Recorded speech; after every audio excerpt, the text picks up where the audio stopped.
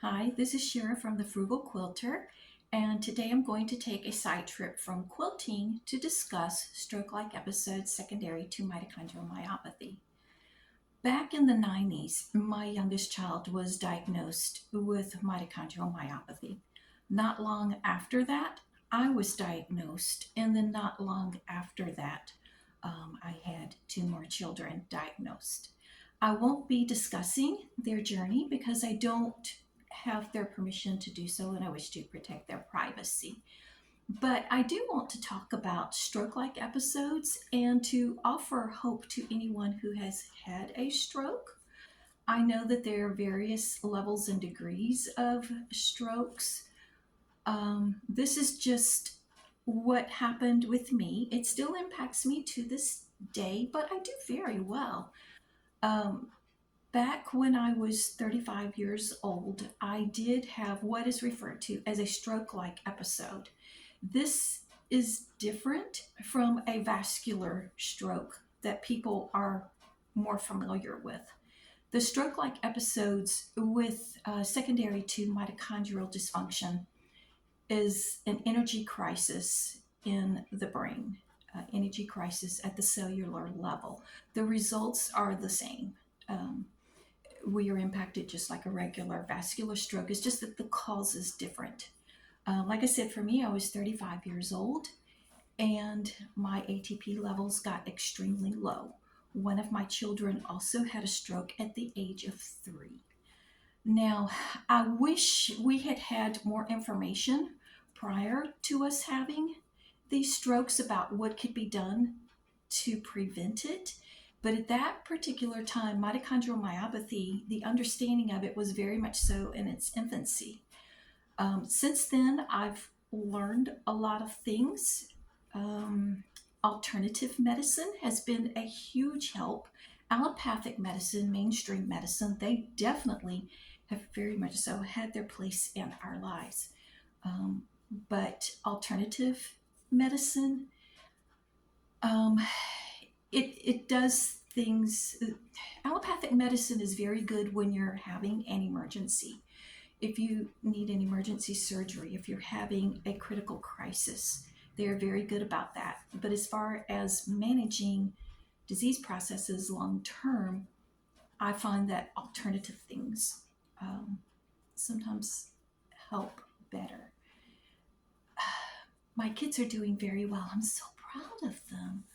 Oh my goodness, if you knew. I mean, I had this disease my entire life.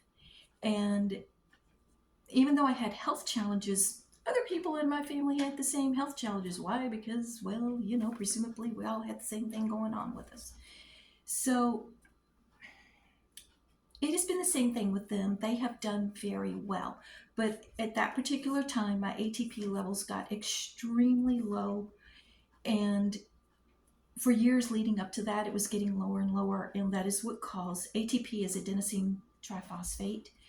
And there may be some other things involved as well. I'm not a healthcare professional, so please, if you're interested in knowing the ins and outs of this, contact a professional to get the accurate ins and outs. I'm only explaining what I understand, what I've learned, and what I understand to be the facts behind this. And they're all the time learning more. They probably know, well, I know they know a whole lot more now than they did back then when this event happened to me. I had had a mini stroke prior to that. Oh, let's see, 8 years prior to that. And this was before my youngest had been born. And we found out about this, about the mitochondrial myopathy. That stroke, when I had it, it was very mild. It was a mini stroke. And the doctors are saying, well, this doesn't make a lot of sense. Now, I had been misdiagnosed with something else. I had been misdiagnosed with multiple sclerosis. And they're like, well, you've clearly had a mini stroke, but this doesn't go along with multiple sclerosis. So they were stumped. Well, when you understand mitochondrial myopathy, strokes can be a presentation. The presentation that is in my family is called MELOS. MELOS is an acronym. and the acronym stands for Mitochondrial Encephalomyopathy, Stroke-like Episodes, and Lactic Acidosis. I'm trying to think if I said the acronym correctly. Mitochondrial encephalomyopathy, lactic acidosis, and stroke-like episodes. That's the correct order for the acronym. Now, we can have other things affected. For example, my liver doesn't release glucose properly, so I have to be very careful with hypoglycemia. A lot of times when I mention low blood sugar to other people, they assume I'm a diabetic. I'm not a diabetic. I have, at a point, been in heart failure. I am not in heart failure now, thank God. I could give you a list. I'm not interested in giving you a list. You probably aren't interested in that list either. And some of my children have had, some challenges, significant challenges, but they're doing amazing today. I really would love to talk about them because I'm so proud of them. But like I said, I don't have their permission. And part of the reason that we are doing as well as we are, like I said, is because of alternative medicine. Now, living on a very tight budget, I can't do, if you will, fancy alternative medicine. I'm talking about herbs, supplements, those sort of things. But back when I first started this journey of delving into the alternative stuff, I was able to go to the specialist in alternative fields and get their input and their help. I would not be able to afford to go to them now, but I was able to at that particular time when I needed the most. The stroke-like episode secondary to mitochondrial myopathy, like I said, it's an energy crisis in the brain. It's not most strokes that people think of are vascular strokes, but this is an energy crisis in the brain. It has to do with not enough ATP, adenosine triphosphate, and perhaps some other things that science might know more about today than they did back when I actually had this particular stroke event that impacted me. I've had minor ones that did not impact me long term, but this particular one did. When it happened, just like a typical stroke. Now, I was 35 years old when this happened. This was a while ago. But when it first started happening, I started walking drunk, which is the symptoms of someone having a vascular stroke. And I didn't quite understand, what was going on with me. I somehow made it to the bed. I collapsed on the bed and I passed out. When I woke up, I was extremely weak, very, very weak, and trying to figure out what had happened. I couldn't figure it out because, when you're having that kind of an energy crisis in the brain, the thought processes, depending on the parts of the brain that are impacted, your thought processes can be impacted, the inability to think coherently. One of the things for me is that for months I had this ongoing buzzing sound. If I had only known back then what I know now, I could have prevented the stroke entirely. Nobody told me what to do to prevent it. Now, maybe the doctors didn't know, but I have since learned, and I mean, it's a challenge. Doing these things is not a 100% guarantee that it won't happen again.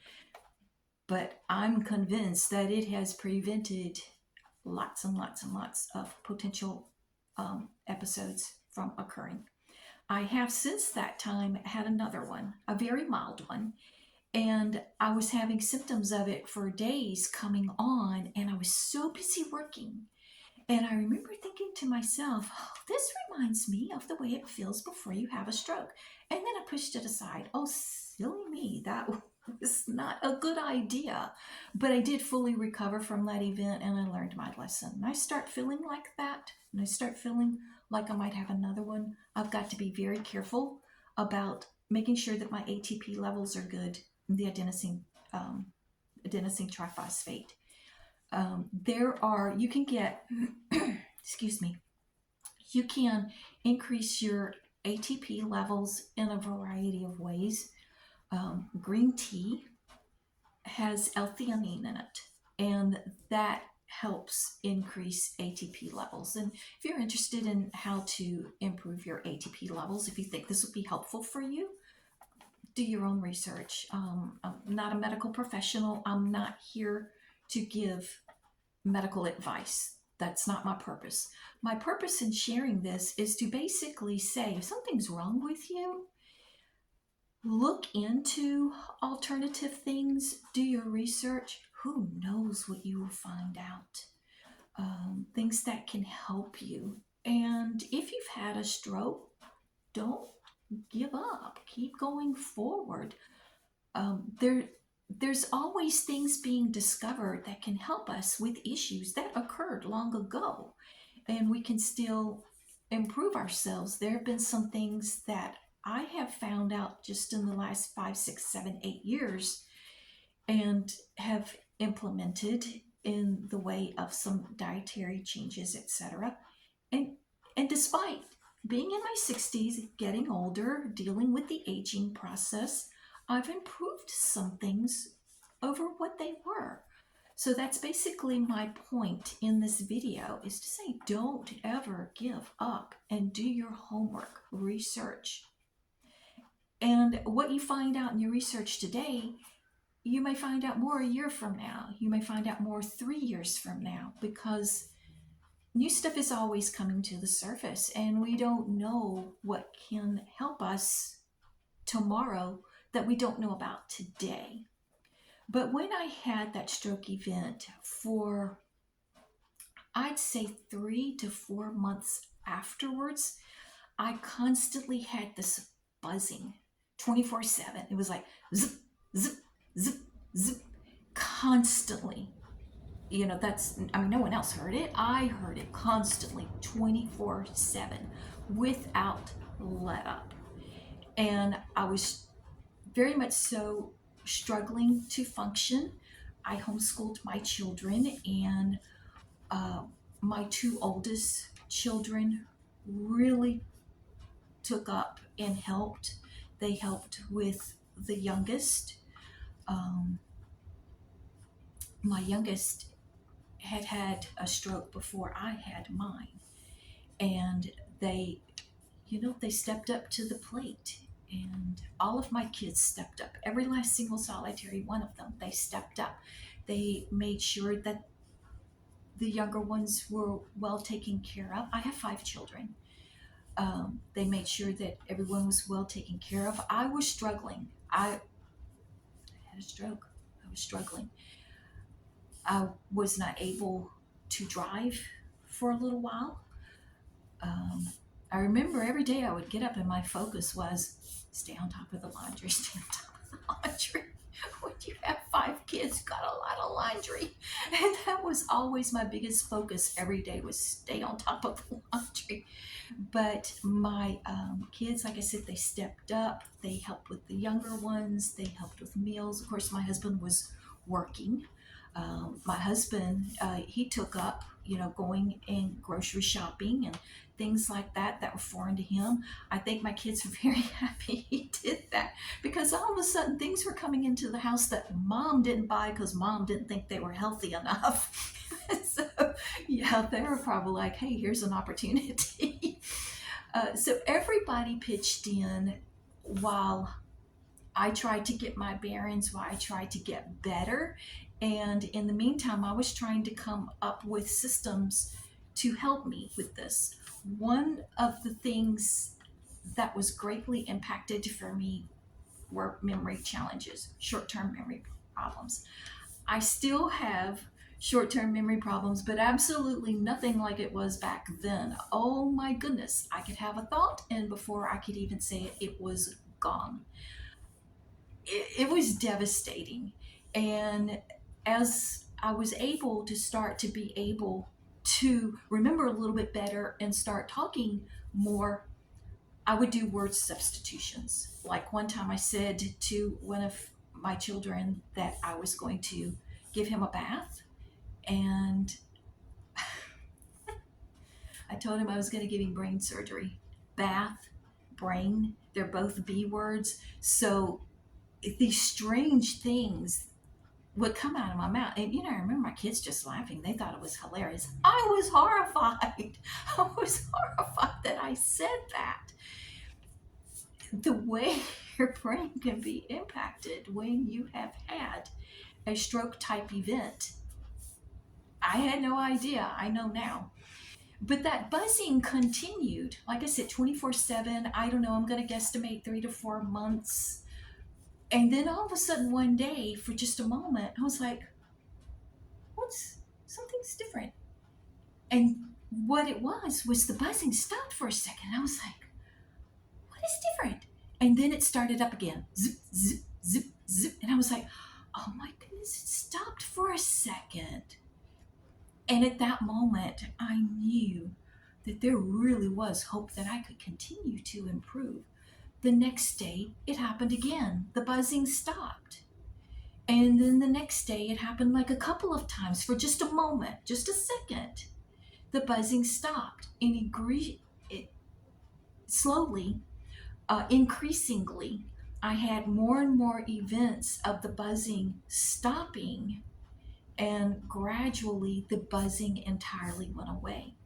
Now, at this day and time, if I all of a sudden get that buzzing, I'm like, oh, you have got to be careful. Let's go make sure your blood sugar's good.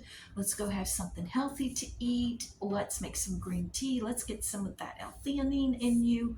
Let's increase your ATP levels. I recognize that as a risk that potentially I could be trying to have another stroke type event.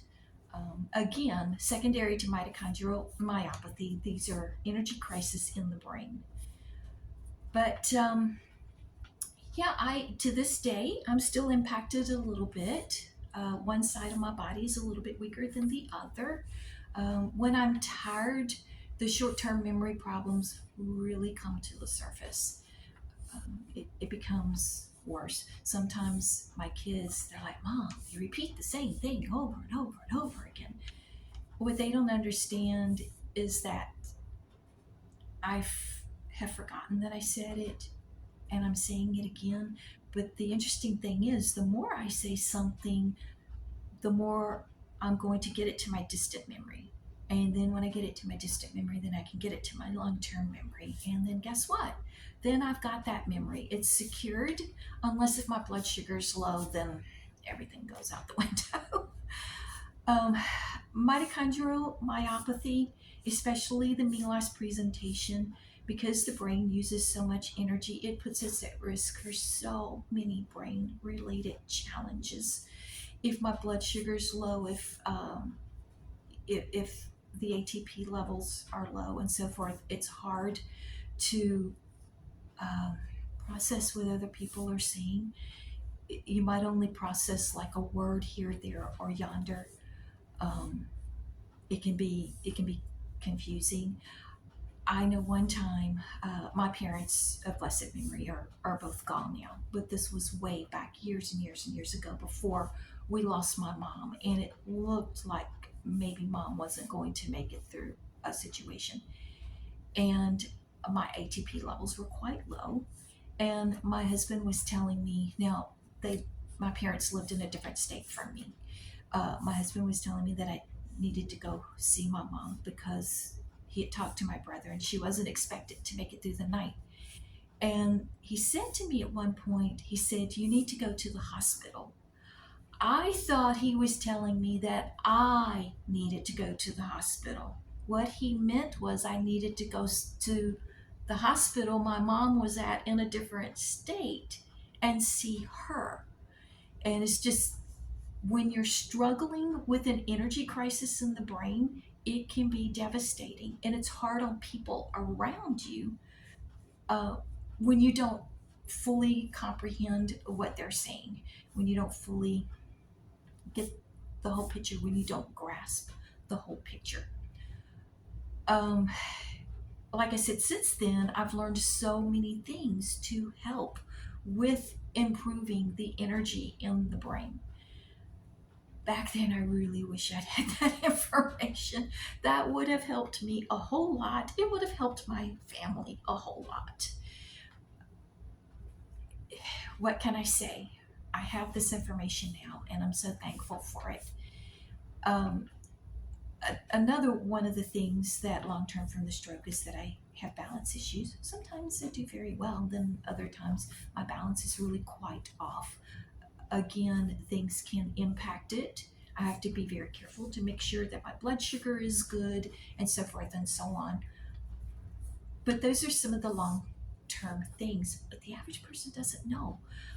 I have neighbors and people I come across, they don't know. And then if for some reason, for whatever reason, they might say, well, so and so, they know someone who had a stroke and whatever. And if for some reason, if I feel compelled and I bring it up and I might say, when I was 35 years old, I had a stroke. And I'm not fully recovered, but I've recovered very well. And they basically stand there with their jaw dropped open because they can't tell. So, anyways, the other thing that has impacted me long term. Now, prior to having that stroke, I did have sensory issues. When there when there would be, a failing energy in the brain, it can bring on sensory issues. But that would be like you could have some sensory issues now, but then later be doing better and not have those sensory issues. When I had that stroke, I was catapulted into the world of chronic sensory issues. There are things I can do to help with it, but it doesn't go away. There are things I can do to make it better. Uh, when I go into places where there's going to be a lot of noise, a lot of lights, fluorescent lights, oh my goodness, places where there's just gobs and gobs and gobs of fluorescent lights. That's why I don't work a public job. I have over the years, since my children were grown, I've had like little small jobs here, there, and yonder, working a public job, which was good for me because for the longest time, I couldn't even communicate with you as good as I can now. And working those particular jobs where I needed to communicate with people, that helped me, practicing talking. But I was only working like 10, 12, 15 hours a week, short shifts, because the fluorescent lights, any type of, almost all public jobs are going to have gobs and gobs of fluorescent lights. Right after I first had the stroke, I couldn't even look at TV screens. TV screens, the lighting was too bright. I've come a long ways. And if you're having some challenges in whatever regard, you too can improve. I don't know what you might need specifically in your situation. I only know what has helped me. And I'm not here to give medical advice. I'm just saying, do your homework. If I had not done my homework, I would not have discovered some of the things that have been helpful. If I had not gone to some alternative doctors back in the day, and I also took some of my kids to alternative doctors also.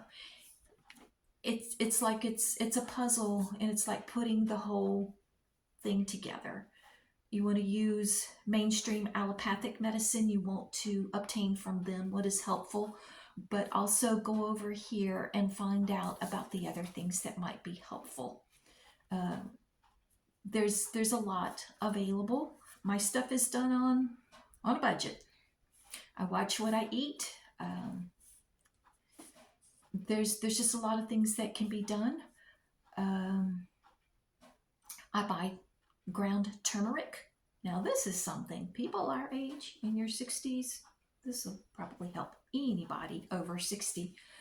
Ground turmeric, it's just a spice. That's all it is, but it does help with inflammation. if you're not allergic to it, if it's not contraindicated, if it doesn't, you know, like not, if you can't have it because of certain medications or whatever the situation may be, maybe it's not something that you can use, but turmeric is a daily part of my diet. Um, so there are things that can be done to help a lot of people in a lot of different situations without doing these other things. I don't think I'd be quilting. Who knows? I might not even be here. I might have had a stroke so bad that I would have met my demise, and as I like to say, croaked by now. I'm not planning on croaking anytime soon. But yeah, I'm very, very fortunate. I feel very blessed. I thank God for the information that I have found and that it has been able to help me, and for the things that have been found that have assisted my kids. My kids are all grown now, um, but I'm very thankful for those things. And I thank you for watching this. I hope it's helpful to somebody. And I'll see you guys soon when we get back to working on a quilt. Bye bye.